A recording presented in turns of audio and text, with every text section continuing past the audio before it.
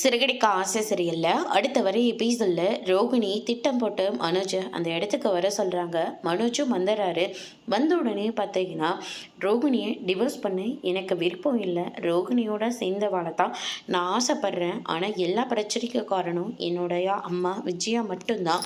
அவங்களால தான் நான் ரோகிணியை விட்டு பிரியணும்னு நினைக்கிறேன் அப்படின்ற மாதிரி நம்ம ரோகிணி இருந்துட்டு திட்டம் போட்டு பேப்பரில் எழுதி மனோஜ் கிட்ட சைன் போட சொல்கிறாங்க.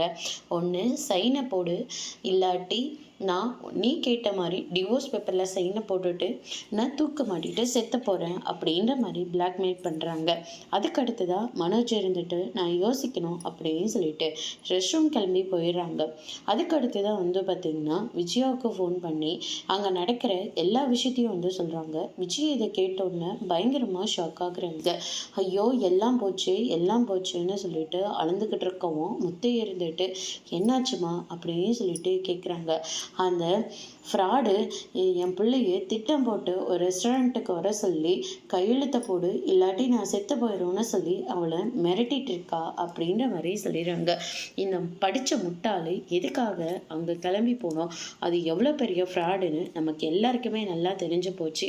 தெரிஞ்சிருந்தோம் அவ சொன்னான்றதுக்காக இவனும் நம்பிட்டு பின்னாடியே போயிருக்கானா அப்படின்னு சொல்லிட்டு முத்து இருந்துட்டு லாயர்கிட்ட நடந்த எல்லா விஷயத்தையும் சொல்லவும், லாயர் இருந்துட்டு இது லீகலாக தான் பண்ணணும் அப்படின்னு சொல்லிட்டு போலீஸை வச்சு ரோகிணியை பிளாக்மெயில் பண்ண ஆரம்பிக்கிறாங்க. அதோட இன்னைக்கான பிரம முடிச்சிருக்காங்க.